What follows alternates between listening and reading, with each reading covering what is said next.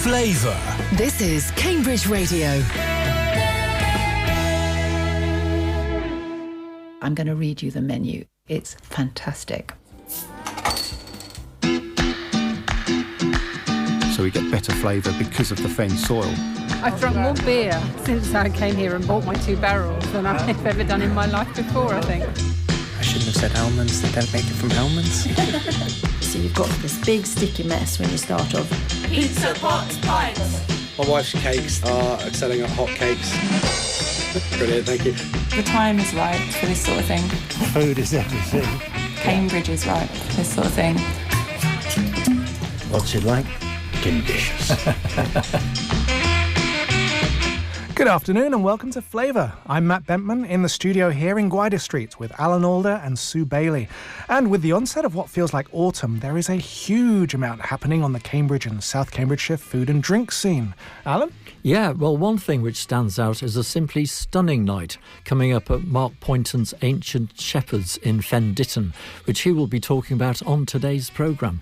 And there's a celebration of regenerative food and drink happening on Parker's Piece next weekend too, which we'll have details of. And I've been talking to Matthew Juggins of the Dovecot Cellars at Burwash Manor, and his guidance of pairing food and wine is highly impressive. Clear, simple and easy to remember. And he has 3 wines which he reckon will match 80% of what people eat too. So, more about that later in the programme. We'll also hear from a farm just outside Cambridgeshire about the work it does with school children. Meanwhile, in Cambridge, the decision about redeveloping what is being called the Civic Quarter moves ever closer. And we're going to hear what's causing concern to the market stallholders. And we'll have our regular features too: free food in Cambridge, local food and drink news, social media updates, and at the end of the programme, our jobs roundup. But first, Regenerative Foods is a young organisation that promotes regenerative growers, producers and retailers. Regenerative growers are those who do everything they can to bring about improvements in natural assets such as soil, water and wildlife. Local examples include Flourish, Sweet Pea Market Garden and Briar Farm. There is a Biodiversity and Regenerative Food Festival taking place on 27th of September on Parker's Piece, and Alan spoke to Lewis Beresford, who runs Regenerative Foods, the organiser, and asked him about the festival.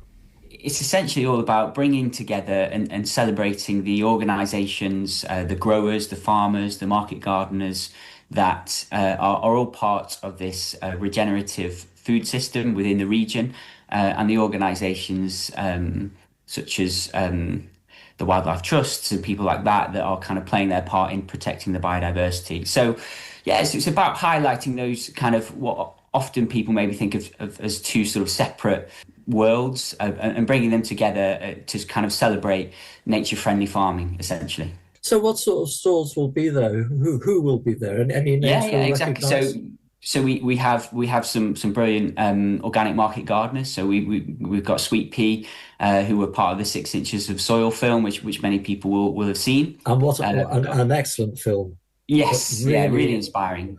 So in fact, those guys will be there as well. So one of the producers from the film will be there alongside 5M Books, who kind of published the book of 6 Inches of Soil. So they'll be there with their own kind of selection of books. So we've got other market gardeners, other farmers, got Flourish there. We have some of the organic veg box schemes, so like Cambridge Organics. We have lots of interesting street food traders. We have bakers. We have some crafters as well, some interesting kind of artisanal crafters.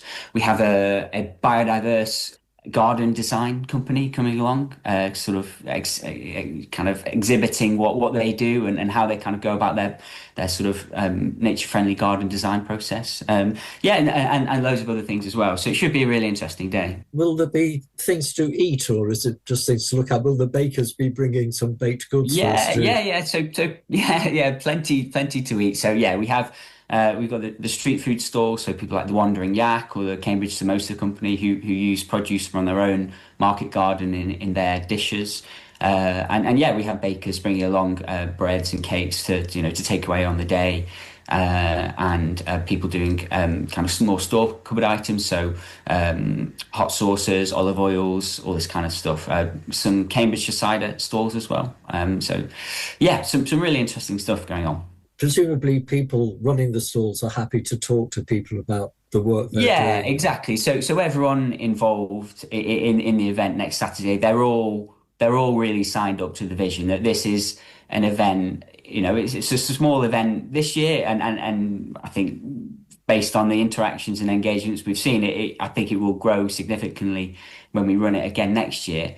But yeah, they're all signed up to the idea that communicating to the broader public about how their food is grown and where it's grown and who it's grown by are kind of really interesting and really important stories to tell.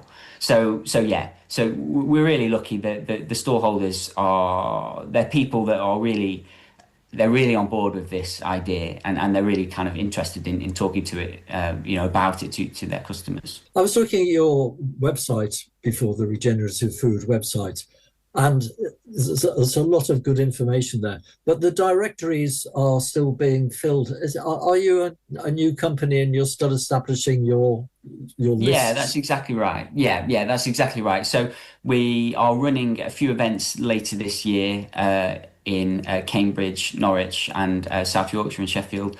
Those have seen really good engagement, and through the process of building those events, we're alongside that building the directories out for those locations. And next year we've already pretty much planned where we're gonna go. We'll probably triple the number of event locations, and that will take us throughout most of England really. And from that we'll kind of build up the contacts to build out the directory and the farm tours on top of that. So it's all kind of built around the idea of bringing people into contact with their food supply chains, essentially, and kind of learning more about how things are produced, where things are produced, and who's actually doing it. Have you a sense of whether the regenerative movement is growing? I think it definitely is growing.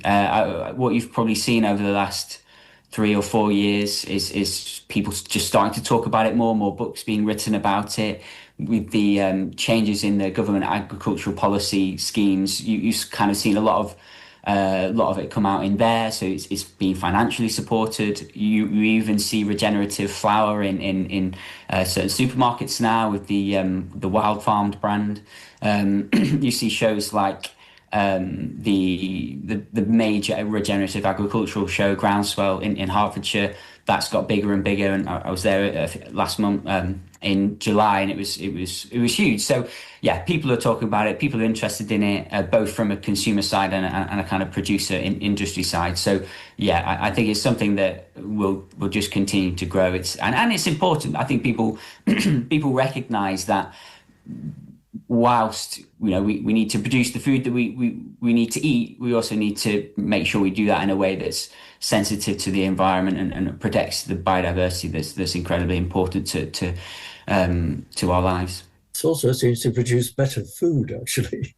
Yeah, well, certainly, I think many people would say it makes more interesting, tasty food for sure. And I think a lot of regenerative growers are quite interested in the varieties which have sort of been dropped because they weren't highly productive. For sure, they would select varieties that are more flavour forward rather than purely fit for yield, or for varieties that store well during long transportation runs. So often we're talking about shorter food supply chains, so you can have particular varieties of vegetables that don't necessarily need to last as long in a cold store or in a supermarket, because they're being consumed much closer to where they're being produced, and often those can be tastier as well. And will you be in Cambridge yourself? I'll be there on the day. So it'd be really interesting to see. I think there'll be a lot of fantastic conversations going on between the stallholders and probably the people kind of wandering around as well. So yeah, really interested to see how it goes. Well, it sounds like a good day, so let's hope the weather is good as well next Saturday. Thanks to Lewis Beresford. I'm free. I'm free. Now details of free food available in and around Cambridge, and the information about what's available and where to get it comes from the Olio app, and that exists so that people's or businesses' surplus food doesn't go to waste. And today's look at Olio for Cambridge shows us that Will Run on Coleridge Road has lots of Waitrose bread to give away. That includes crusty rolls, stone-baked baguettes and baguette flutes. Now, Will Run is an Olio food champion, and that means that she regularly collects and distributes surplus food from the big supermarkets. She was actually on our programme last year talking about it and what a wide range of people collect from her. People like teachers, nurses, students, well, everyone really, and that she also distributes this food to others as well, like the doctors at Addenbrooke's working night shifts when the shops are shut both in town and on the hospital concourse. So you can see that the food that's going on with Olio goes a very long way to helping lots of people. Next up, we've got Taverna in St Matthew's Gardens. He's getting very busy, giving away loads of non-food related items on Olio lately, but he's turned up today offering garlic, onions and shallots. And finally, we've got Marie on Gazelle Way, who is offering cola-flavoured vegetarian-friendly jelly crystals to make a jelly that sets in about an hour. So that's our quick look at some things on offer on the Olio app today. And of course, there's another app called Too Good To Go, which has unsold food from restaurants, cafes and shops, often at less than half price. But instead of specifying each unsold item, the surplus food is simply put into a magic bag, ready for you to take home, and that saves it from being binned at the end of the day's trading. Lots of companies, both local and national, use it. Let's move on to our first news break now for Saturday, the 20th of September. And there are a lot of openings and closures going on at the moment, so we'll start with them. Beginning with The Artist, which we featured recently on Flavour. It's now opened in Chesterton Road. The Artist is a cafe, a bar and an event space dedicated to Syd Barrett, one of the founders of Pink Floyd. There's free Wi-Fi and charging points if you want to work from there. And of course, coffees, teas, smoothies, milkshakes, toasties and pastries are all available too. Steak and Honour has announced that it is closing its Wheeler Street shop at the end of the month, and Jack's Gelato will be taking it over. But Steak and Honour will be opening up elsewhere, and of course its food vans continue to operate. Modigliani's has now reopened in Mill Road as Misu. Stir in Green Street has morphed into Marvin's Sandwich Shop, and Stir has decided to close its Fulbourn branch because sales just didn't reach the level they were needed. There are rising costs and also difficulties in finding skilled baristas able to work in Fulbourn. So sad news there. Let's hope someone else will try making it work. With more news about Stir in Congratulations Corner coming up later in the programme. Cafe Foy on Quayside in Cambridge has resumed its Friday supper clubs and bookings are being taken now. And good news from Darwin Nurseries and Farm Shop, which have been shut since May. They have now reopened. In other news, Pages in Trumpington Street has a coffee cupping session on the 25th of September. That's from 6 to 7:30pm. It's with Origin Coffee Roasters, and it celebrates their coffee being the new guest for Pages Filter Coffees in October. The team from Origin are going to guide you through the cupping, which is aimed at both the enthusiast and the curious. Tickets, which are £7, are available through Pages' Instagram bio, and the cost includes the evening itself as well as a bag of Origin coffee to take home, so good value there. Campbell's Cuisine has announced some autumn events. Among them are a curry night on the 25th of September at the Cock in Hemmingford Grey. Also that night there's a menu of Italian food at the Three Horseshoes in Madingley.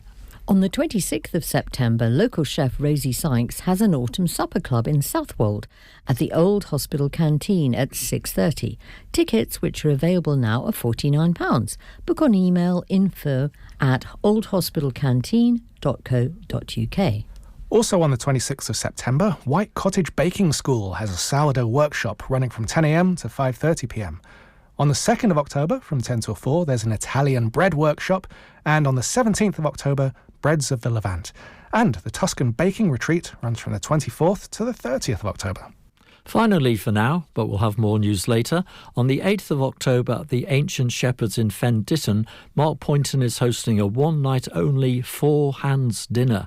It's a collaboration with Adam Smith of Woven in the Coworth Park Hotel in Ascot, and I went to find out more from Mark. Mark, can you tell me about the night you've got coming up to celebrate British autumnal produce? Yeah, so it's a collaboration dinner between myself and a good friend of mine, Adam Smith. He's Michelin star chef, Great British Menu winner, former Roux scholar. So yeah, his CV's mega. So yeah, we're going to cook a dinner together, both do 4 courses, celebrating the best seasonal food we can at the time. It's going to be an amazing evening. So where does Adam Smith work then? So at the moment he's at Coworth Park, which is Ascot, where Prince Harry stayed before he got married. So yeah, big beautiful 5-star deluxe hotel owned by the Dorchester. Before that he was head chef in a country house hotel up north called the Devonshire Arms. And before that he was senior sous chef at the Ritz for a long time. So yeah. He was the number 2 at the Ritz? Yeah, number 2 at the Ritz, yeah. So he's a very good chef, very good calibre. Wow, that's fantastic. And you've known him for a while? Yeah, been friends about 20 years. Done lots of dinners together, charity dinners. We do stuff for students together. We do quite a lot together. But this is the first time we've actually cooked just me and him together. So. Oh right, how good. So what sort of things are going to be on the menu? So Adam's cooking a Wagyu beef dish. He's cooking an amazing chocolate soufflé tart dish, and he's cooking his take on jellied eel, which is quite good fun. Yeah, right. And then he's doing a barbecued scallop with golden Ancestor caviar. What's golden Ancestor caviar? So it's golden in colour. So most caviar is blacky blue sort of colour. It's a golden in colour, and it's a larger egg, and it's rich and creamy in taste. It still comes from sturgeon. It's still from the sturgeon. Still from the sturgeon, yeah, but it's just a different type of different type of egg. Yeah, beautiful. And then we'll be cooking a ballantine of duck liver and wild wood pigeons from Watersham in Suffolk, and we are also going to do an apricot and almond ice cream sandwich. And we're just still a few bits we need to sort out between us, but we're getting there on the menu. It's going to be exciting. So there's going to be 2 desserts, 2 chefs, 2 desserts. 2 chefs, 2 desserts. Just what I like. Yeah, two sort of meaty courses, 2 fish courses and 2 starter courses. And wine? Wine. Yes, I sorted that out yesterday. There's going to be some really, really nice wine. We're going Gosset champagne, Blanc de Blanc to start, and Barolo from Vietti for the main course to go with the Wagyu beef, which is Vietti's one of the best Barolo producers. And maybe some Burgundy in there as well. Maybe some Burgundy. Yeah. So right. Oh, fantastic! It sounds like an incredible night. Yeah. So, what's the price? Are there any tables left by now? So there's a couple of tables left. There's about 8 seats spread across 2 tables. So that can be 2 tables of 4 or a 6 and a 2. And it's £150 per person. And then there's an optional flight of wine on top, which is £95 a person. It's one not to miss out on. Sounds fantastic. But who comes? Because it's out of the price limit of most people's normal eating. Is it people on special occasions, or are the chef groupies going around? Chef groupie foodies will be the main people. Other chefs, there's a couple of chefs booked in as well, because obviously they want to see what chefs do. Yeah, there's lots of those sort of people that follow. Me and Adam both been on Great British Menu. We've both got Michelin stars. So they like to follow those things and see what chefs are doing. So people will travel the country. Travel the country to eat Great British Menu chef's food. Yeah, here. Oh, that's fantastic, fantastic. Actually, we haven't said when it is. 8th of October, Wednesday evening. Get booked in. Sounds brilliant. Okay, I hope it goes well, Mark. Thanks. No worries. Well, that does sound fantastic. What do you think, Sue? Oh, my mouth was watering as I was listening to all of that. Ooh, yes, please. We don't get radio groupies, though, do we? Not that we know of. They're probably all outside the door, but we're too busy doing radio to notice. Well, what constitutes a market? A market is a place where locals can get what they need at decent prices. Stores of clothes, food, books, jewellery, sweets from the family that's been there for generations, cheese from another family who've been serving the market for decades. The City Council are planning to revamp Cambridge Market, along with the Guildhall and the Corn Exchange, to make them better for everyone. Glynis Self has been running a stall on Cambridge Market for about 30 years. She's been following the council's proposals, and she wants to explain now how easy it is, with a well-meaning tweak here and a little tuck there, that you can change and potentially upset the composition of a market, even one that's been here as long as ours. Why do they want to change the market? That is a question. Why? The council want to put on events in the city centre, ignoring the fact that we've got Parker's Piece and Jesus Green, where lots of other events take place already. Well, our little square is quite small. They want to copy other places, like on the continent, where they have these huge, great squares. Anyway, to that end, the council have hired quite a lot of people, and they've already spent £4 million on market consultants, architects and engineers, and so they want to upgrade the centre of Cambridge. They think that it's very tired looking. they don't seem to understand the value of what is already there as a traditional market. How many stalls are in the Cambridge market right now? 99. And the proposals with the changes that the council want to make? It's 94. 94. And of those, maybe 44 would be permanent? Yes. And the others would be... Gazebos. Gazebos. So gazebos, is that what they talk about when they mention demountable stalls? Yes. Because I didn't know what demountable meant when I first started reading this. But it just means a stall that you can take down. Yes. Yeah. But is that a doable thing? I know that every day at the market, everybody has to pack away at the end of the day. Yes. But how long does it take to put up a stall and take down and put away? This has been a great bone of contention. They're saying that it can do it in 2 or 3 minutes if the stalls are set up in time. I mean, these are questions that we've been asking in our traders meeting and we don't get satisfactory answers to. What are the logistics of putting up all the gazebos? What if they're not up in time? And we can't set up our stock, you know? What they're saying isn't feasible. Because if they've got a team of 3 people putting them up and taking them down, they're going to have to start something like, 4 o'clock in the morning to have them up in time and be working out there till about 9 o'clock at night. Yeah. They also want to run an evening market up till 10 o'clock. Well, they'll all have to be taken down, otherwise they'll be trashed. So, it'll take hours to take them down. It's just every time we have a market meeting, I say, how are you going to take the gazebos down in time? And then put them up again, because those people will go home like at midnight and then they'll have to get up at 6 o'clock in the morning to go and put them up again. And the whole thing doesn't make sense. It's crazy. I mean, it's also going to cost that. We looked into the figures at Northampton Market and they've got the same thing going on. And they say that it costs a colossal amount to have this team of people. So the council keep saying that they haven't got any money and there's £11 million hole in their budget for the next 5 years. And then they're doing things like this. So they are going to provide permanent stalls, but they're going to be lockable cabins.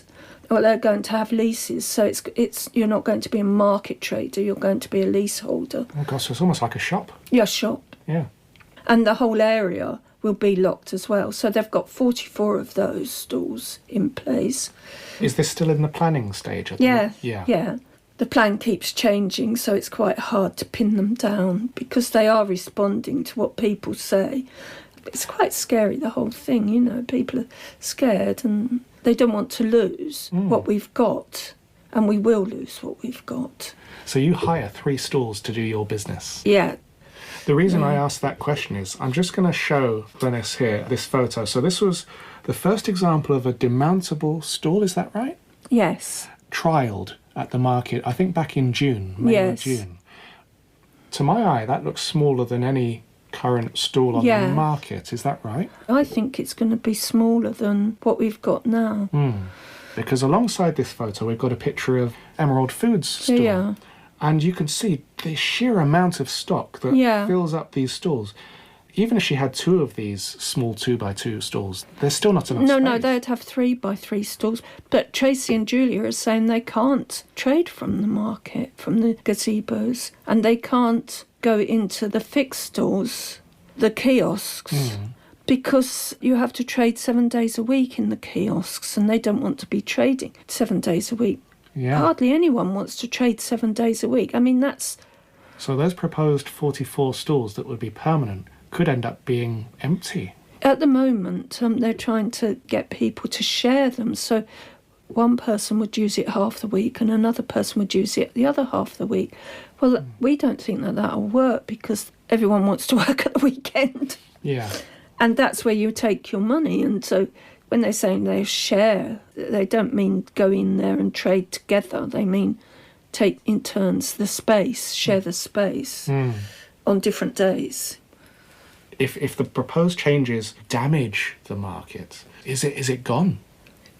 In other places, when a market comes to the end of its life because it's been mishandled, it usually doesn't come back. But I think in Cambridge, a new sort of market could come back, and it could be what I call a boutique market, which is like Covent Garden market, where you have very little stalls instead of these great big businesses that have grown up on our market. But then it sounds like it becomes more like an All Saints Market Part 2. Yeah, and they think that that's probably okay. And if they lose a few of the older businesses, well, so be it. I mean, the butcher has been there for generations. The greengrocers is 4th generation. There's families that have been brought up on the market there, the book people. And Reynolds, who do the sweets. Reynolds have got their history on their back cloth. Mm. And it goes on and on. Do you know, the hardest thing is going to be what's going to happen. They call it the decant, where we have to decant to all the streets around the city. So it's going to be, for a year, we're going to be off the market. And in that space, a business could easily struggle. This is what happens to markets generally. They do struggle and they peter out. In spirit, I can honestly say the council want the market to be better than it is now. Mm. They aren't trying to get rid of the market. They're trying to improve it.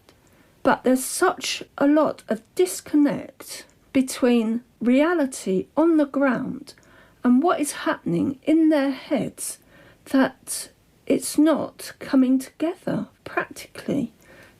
Market traders are really practical people. We can all see that there's things that aren't going to happen. Mm. It's really upsetting, actually.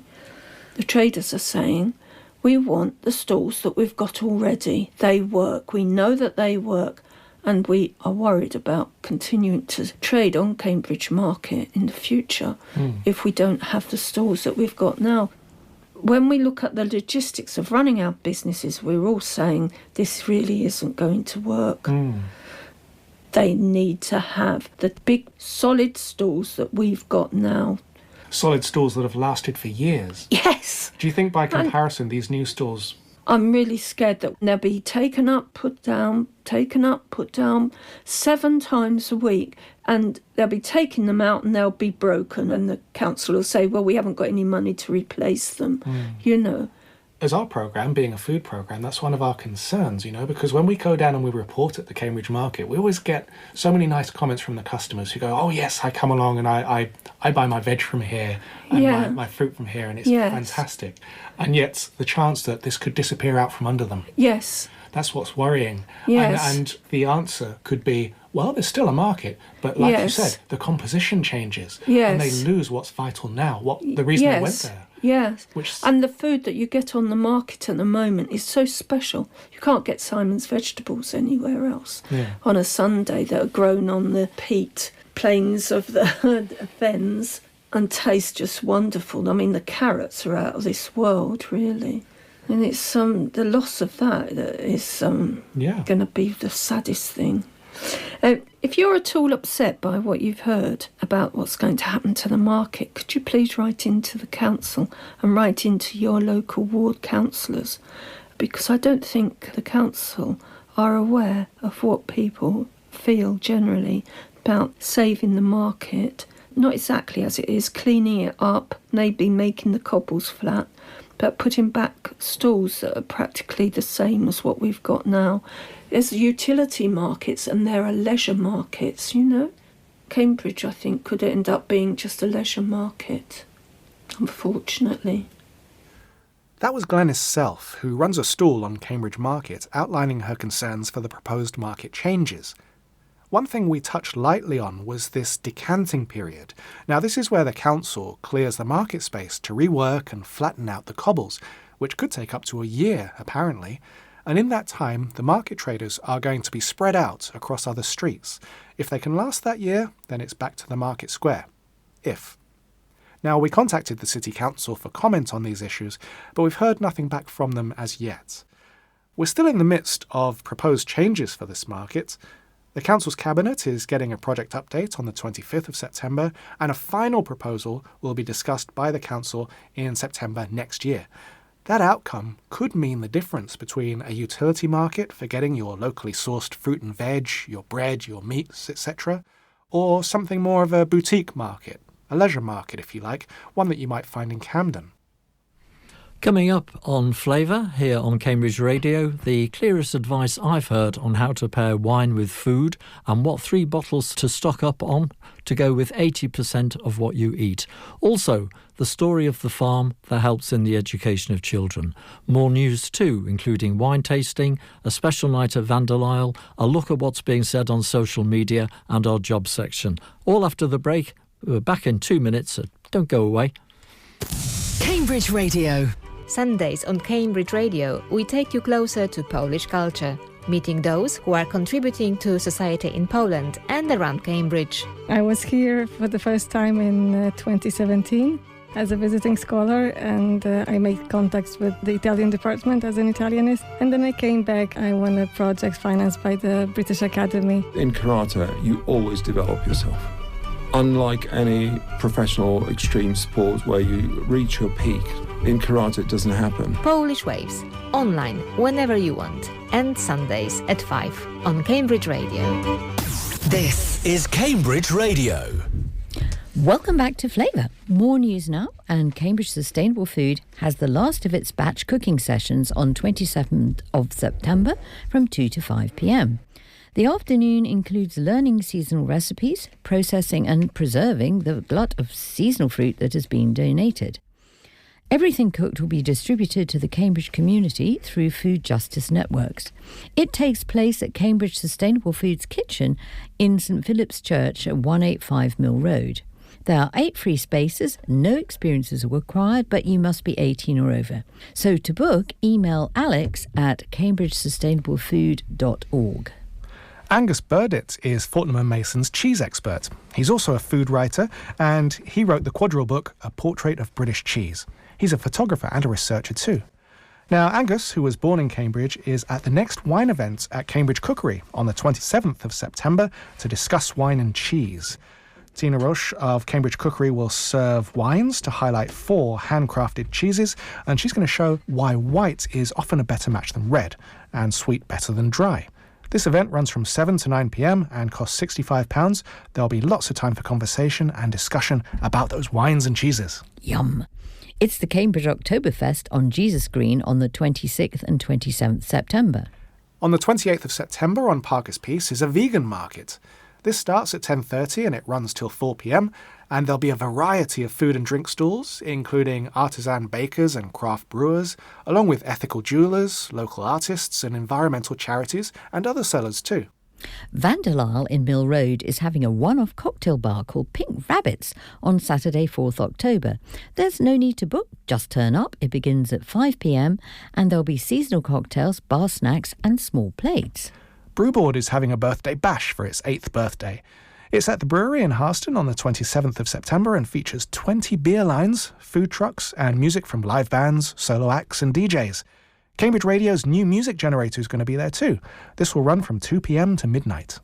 And over in Congratulations Corner is Flourish of Hildesham, which has been shortlisted for the BBC Food and Farming Awards, one of 3 finalists chosen from the whole of the UK in the Best Food Producer category. Very well done to them.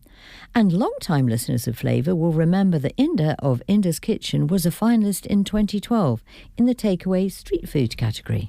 Also in Congratulations Corner is Chong Chong Bo of the late Amphora on Devonshire Road, and she's just won a scholarship for wine study from Golden Vines. Stir is in there too. It's celebrating its 10th birthday this very weekend and has birthday cake in its cafes to help celebrate. And finally, it's Fancit's 4th birthday. So, congratulations to all of them, and that's our news for now. We'll have some wine tasting news after our next feature. And the next feature, very appropriately, is about wine and food pairings. And I spoke to Matthew Juggins of Dovecot Cellar in Burwash Manor about these wine and food pairings. And I'm glad he did. He has some excellent advice. Basically, I have a few kind of simple tips that are great to kind of get everyone started. You don't actually need to overthink it when it comes to wine and food pairing. And with a few fairly basic broad tips, you can find good pairings quite easily. So the first thing is, in a way, sort of the most obvious thing, which is the old adage of what grows together goes together. If you go with a wine from the same region as your food, you're probably off to a pretty good start. I mean, think of things like big hearty Aussie Reds with barbecue, Albarino with seafood, or Malbec with steak. Great one. I mean, in Italy, you could probably go around region by region pairing the local pasta dishes with the local wines. You know, it works fairly well. You know, because of shared terroir, wines and foods from the same region evolve together, and traditional cuisine in a region is developed to complement local wines, and vice versa. They have flavour profiles that balance each other out naturally. So that's always a good way to start. Other things you could do are to think of wine as sauce. This is the big one for me. So if you think about what sauce you serve your dish with and pick a wine that matches that, that's a really, really great way to find an ideal pairing. So an example, pork with applesauce. Go with something like a nice crisp Chenin Blanc. That'll match the applesauce to the pork. Fish and chips, you'd serve that with lemon and vinegar, right? So go for something with nice crispness and a racy acidity like champagne or similar sparkling wine. Actually a really good pairing of fish and chips. Try it, it's delicious. Barbecue meat with barbecue sauce, go with a nice good jammy Zinfandel. So if you think of that, that's a really good way of don't worry about what the meat is necessarily, think about what the sauce is. How the food's cooked as well, that really makes a difference. So, think about the difference between grilling something and steaming it. The difference between, say, chicken or fish that's been pan-seared versus battered and deep-fried. So the cooking methods can change the flavour and add complexity, or do neither of those things. Think of something like ceviche, and that's worth taking into consideration as well. A couple of other things, maybe you could match... so if you consider that it's not necessarily about matching flavours, but matching intensity, that's also a good way to go. So there are kind of two different types of pairing, really. You've got congruent pairings and contrasting pairings. So what I mean by that is congruent pairings that match wine and food with similar flavours to each other to amplify them. So if you think of something like oaky Chardonnay with a creamy or buttery dish, that's a good example. Contrasting pairings use opposing elements in the wine and the food to balance each other out. So if you take that same creamy or buttery dish and give it a crisp acidic white like a Sancerre to cut through the fat and richness, and that refreshes the palate, and that can be a really good pairing as well. You could go either way depending on preference, I suppose. Think about using a colour chart to decorate a room. This is an analogy I like. You might choose colours with similar tones that match each other, but depending on preferences, you might also want to create a bolder contrast to enhance each colour next to the other. It's personal taste. It's a really interesting approach, actually. I've not heard of a description quite as effective as that, but no, thank you. Oh, no problem. So yeah, it's all about matching the flavour intensity and weight of the dish and choosing a wine that matches that. It kind of ties in with the wine as sauce tip, really. If you think about your roast turkey at Christmas dinner with all the trimmings and a nice thick rich gravy, so you need a wine with plenty of body and plenty of flavour intensity to stand up to that, which is why things like Burgundies work so well. And conversely, something like a light fresh summery salad is very low in weight and intensity of flavour, so a super easy drinking Pinot Grigio, Gavi, Provence Rosé works really well. Those are kind of the main tips in terms of pairing. I also have a few things to, not avoid but be wary of, if that would be helpful when it comes to pairing wine. So basically, wine has plenty of friends, but it also has a few nemesis. So if you think about wine's best friends, salt and acid love wine. I mean, if you try having your next red with a plain salty snack like some ready salted crisps, see how much richer and softer and fruitier it tastes. It's absolutely delicious. Likewise, with the next time you have a white, have a wedge of lemon next to it, and you can marvel at the same thing. Really enhances and brings out the fruitiness and softens it down. But there are a few things that have characteristics that clash with wine. So things to be wary of are sugar. Basically, the only thing you can pair with desserts is dessert wines. You need a wine with loads and loads of residual sugar to handle sweetness. Anything else will feel more dry and bitter once you add sugar into the equation. The other one is chili. Heat and alcohol, they hate each other and they exacerbate each other as well. Wine will make anything high in chili taste hotter, and the heat will also strip the wine of anything but the ethanol on your palate, so it'll just taste of pure alcohol. So go for something really low ABV and high in sweetness. where you can. What would you recommend? That's a bit of an odd one, isn't it? Yeah, in a weird sort of way.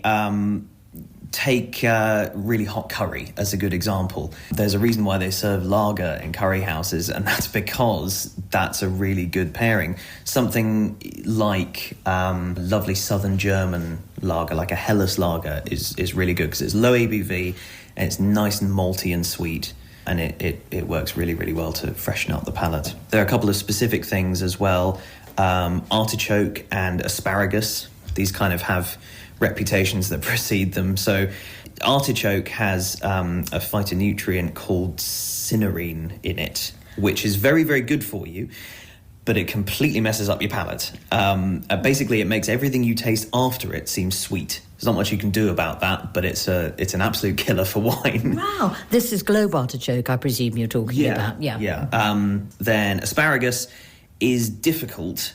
It's not impossible. There are a few things that can work, something like a Grüne Veltliner from Austria or a really herbaceous green Sauvignon Blanc can work, but I'd avoid anything too fruity for asparagus. That can be create some off flavours.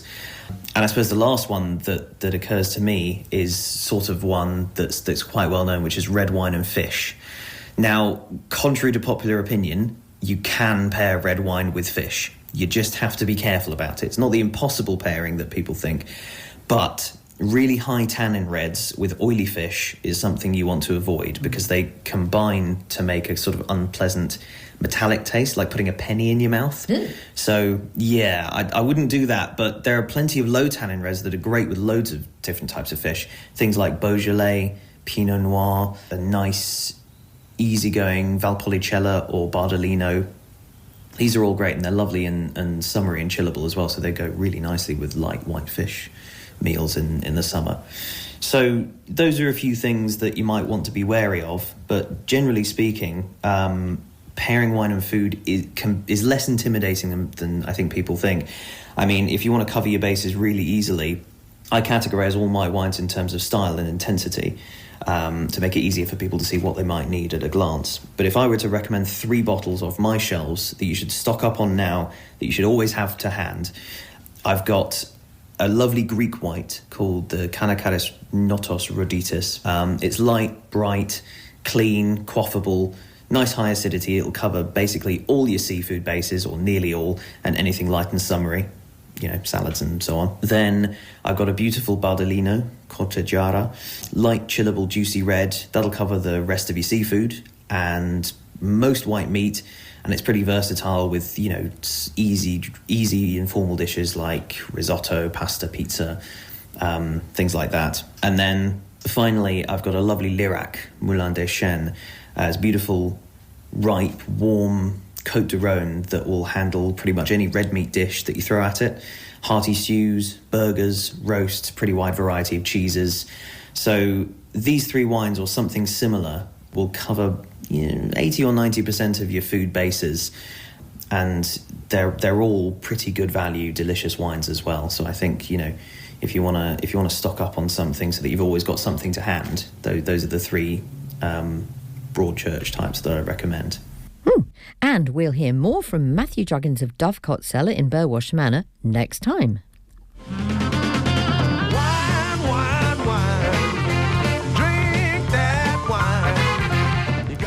That's the music of Supercharge, taking us into our wine tasting news here on Flavour on Cambridge Radio.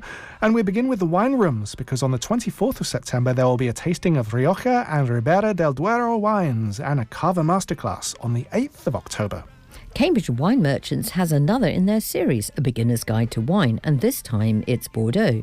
It happens on 26 September and it costs £25. It's at the King's Parade branch starting at 8 p.m. Then on 1st October at 7:15 is a tour of Italy at the Cherry Hinton Road branch with Steve Hovington of the Cambridge Wine Academy, and that costs £30. Also on the 1st of October at Finboys in Mill Road, there's going to be a special event with Chris Wilson of Gutter and Stars. That's Cambridge's own winery, which is also celebrating 5 years of winemaking. So there's going to be a tasting menu paired with wines from Gutter and Stars, and this menu will include the remarkable sounding smoked mackerel with roast celeriac custard. Cost for that is £125.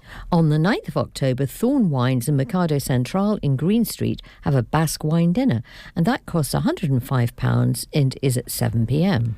On the 16th of October, starting promptly at 6 p.m. in the library at Parker's Tavern, Norfolk wine expert and drinks writer Bert Blaze will have 4 Sicilian wines which have been paired with a bespoke menu to enhance those wines. Bert Blaze will guide participants through those pairings. And Dovecot Cellar has informal tastings on a Sunday afternoon twice a month, for which you don't need to book. For dates, check their website or join their mailing list. And that brings us to the end of the wine tasting news. OK, on to our next feature now, and an inspiring feature, as Sue goes on the farm. I'm doing a bit of an away day today, talking to Millie Fife, who is an incredibly enterprising woman who's got lots of awards, but she's very much into food and farming and getting children involved in realising what's in season and really appreciating British food. So she's based at Orchard Farm, which is in the Northamptonshire countryside, a little way away from Cambridge, but just on the edge perhaps of the Cambridgeshire border, not far off the A40. And she is particularly involved in setting up the countryside kitchen and shop, her enterprise to do with teaching children, and she's also written a book and has got a website on no-fuss meals for busy parents. So, wow! And you've got children as well. So, Millie, how do you do this, and what made you think about setting up this whole enterprising range of enterprises? Well, thanks for having me on your show, Sue, and thank you for coming to see us. We're currently sat in the Countryside Kitchen classroom, which is an immersive classroom on our working farm here in Yalvertoft, Northamptonshire. It's been very much a passion of mine to be able to connect children, or people in general, about UK food production and the story of how food reaches our plates, but very much taking it back to basics. So sort of understanding about the raw ingredients and processing that into a meal that people can enjoy. And so 2 years ago, I set up No Fuss Meals for Busy Parents as a CIC. It actually... CIC being, can you remind me? The CIC is a community interest company, so we're a not-for-profit social enterprise. So we're not quite a charity, but we're not a company either. We're kind of in the middle, so we've got charitable objectives. The concept came actually during the pandemic because I was documenting life on the farm, raising 2 young children who were aged 1 and 2 at the time, whilst supporting my husband with running the farm. And very quickly, it gained quite a lot of traction because I was sharing recipes, getting the children involved, and people were telling me that I'd inspired them to cook or bake with their children. So from there, I realised quite quickly that actually I had a role to play here in helping to provide a educational service, as it were, but it does underpin with charitable objectives. And so, 2 years ago, I registered as a not-for-profit. In July, we formally opened our classroom. And so we are now a CVAS accredited centre, which is Countryside Education Visitation Accreditation Scheme. And so we're able to host school groups of 30 children, or up to 30 children at one time, where we link all of our learning to the curriculum. So it can be about food, but it could also be about nature. It could be about the seasons and climate change, or it could be history and the way that what we've grown has changed over time. It could be maths. We could get the children counting how many bales we've got in the shed and do things like that. But obviously, food education is very much the fundamentals of what we do here. And so we were only just really getting started on our educational workshops. We've just received some funding from a number of funders so that children can come here without having to worry about the cost. But also we're now rolling out our corporate wellbeing sessions as well. So we're we're running a number of opportunities for corporates to come and have their own grow, cook, eat workshops. We're tying in with a bit of wellbeing, and within that they're able to sponsor a school workshop. Or if they don't want to come here, they could simply sponsor a workshop. So that means that actually a school will benefit, and it's something that if they'd like to do year after year, that would be even better. That's a brilliant idea, because often companies are very keen to get involved in the corporate social responsibility thing. And what better to get involved in a community and food related enterprise, which is fantastic. I can see some goats out of the window as well. So you've got quite a big farm. Just tell me a little bit more about your farm as well. Yeah, so Orchard Farm here, it's 350 acres, and we are livestock and arable. So we have 80 beef suckler cows. So we produce beef for a local butcher. We also have 300 breeding ewes. So we lamb our sheep in March and April every year. So that's always a busy time, but a very popular time for people to come and visit and see our sheep. And they go to the butchers as well for the lamb trade. I have Gloucester Old Spot pigs. We have just a few, and I sell them to local restaurants and also for our little honesty shop. And we also produce cereal crops as well, so wheat and barley, and we use the straw for the bedding for the animals, and we use the barley for the food for the animals, and the wheat gets sold off to a grain trader. And then, like you say, we've got Golden Guernsey goats here, which are milk producing goats. So they've only been here a few weeks, and I wanted to get them so that when the children come here, they can appreciate and understand a little bit more about milk production. And obviously goats are a bit smaller than a milking cow, and they're not as overwhelming, I suppose, for children. And then we have chickens as well. So we've got chickens that lay eggs, but we also have chickens for meat, and a few turkeys as well, which will hopefully be romping around in the orchard before too long. They're still a bit too young at the moment. They're under a heat lamp at the moment, but they will be for the Christmas trade. So we've got a little bit of everything. What an amazing enterprise. And really, you've set all this up within a relatively short space of time. So I think it's very much onwards and upwards, isn't it? So I think I'll be back and finding out what's happened perhaps this time next year. Thank you very much, Millie. Thank you so much for speaking to me and visiting me, and you're welcome anytime. And it's not very far from Cambridge. It took me just about an hour from Cambridge, and that's straight up the A14. Very easy to find you, and I wish you all the best. Thank you so much. If you want to follow us on social media, we're on Instagram, Facebook at The Countryside Kitchen, and our website is www.thecountrysidekitchen.co.uk, and you can also find nofussmealsforbusyparents.com on the internet too. Fantastic. Thank you so much, Millie. Thanks, Sue. Yeah, sounds like you enjoyed that. I really enjoyed that. It was lovely to meet the goats. I met the turkeys, very small turkeys. and They've got time. Oh, yeah, they have got time. But no, it was a fascinating visit, and Millie has got so much energy about her. It's amazing.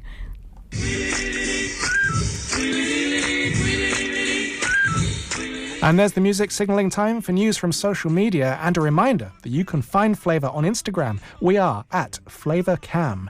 And you can also contact us by email, flavour@cambridge.radio. And you're going to kick us off, Sue. Yes, indeed. Well, there's a news piece from Thomas Ridley Food Service. Their Eat 2025 food service show is open to all food-related professionals, and they've got over 100 local and national suppliers. This is coming up on Tuesday, the 14th of October at Newmarket Racecourse. And you register at thomasridley.co.uk. It's free to attend, and I'm definitely going to go along to that. Lovely.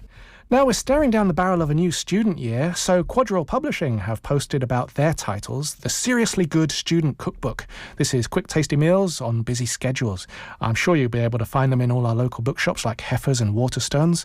And finally, I found one from Maison Clément. They posted just a couple of hours ago to say that their Paris Brest pastry is back for the autumn.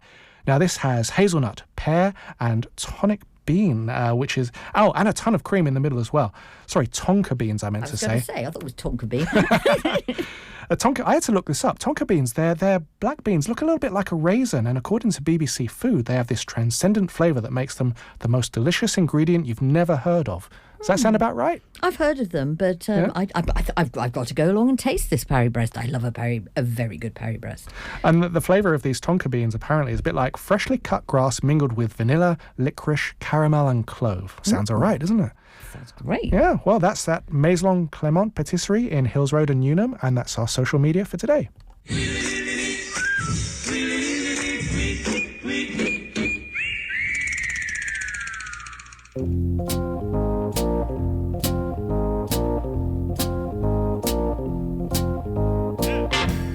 Let's move on to our jobs section now, and we begin with Brewboard, who are in Harston and Pease Hill, and they're looking for team members. So for more details or to apply, just email info@brewboard.co.uk. Volunteers are needed to be stewards at the Mill Road Winter Fair on the 6th of December. Stints are 2 hours long, and if you're interested, email volunteers@millroadwinterfair.org. The Haslingfield Market is on 28th September from 10 till 1.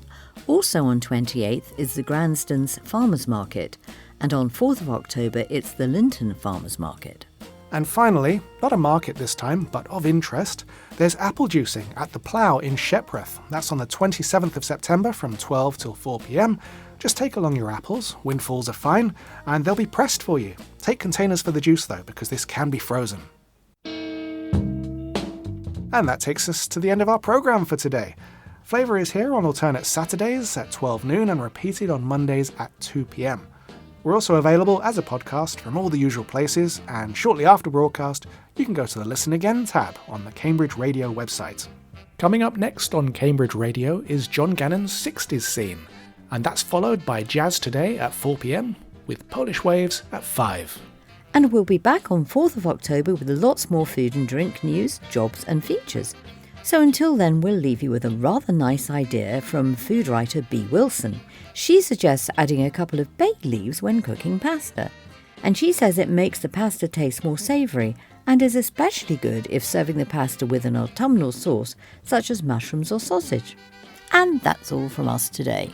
Goodbye. Goodbye.